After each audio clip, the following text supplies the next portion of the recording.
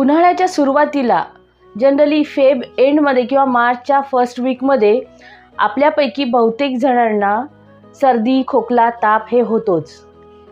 यामध्ये घशामध्ये कफ येणे, नाकातून स्त्राव निघणे किंवा याबरोबर काही जणांना तापसुद्धा असते, ही लक्षणे निर्माण होतात।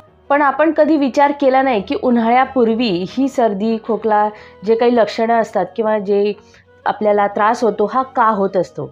तर आज आपण याविषयी माहिती बघूया की उन्हाळ्यापूर्वी सर्दी, खोकला हा का होतो। त्यापूर्वी जर आयुर्वेदा फॉर ऑल या चॅनेलला सबस्क्राईब केलं नसेल तर सबस्क्राईब करा आणि बेल आयकॉन दाबा।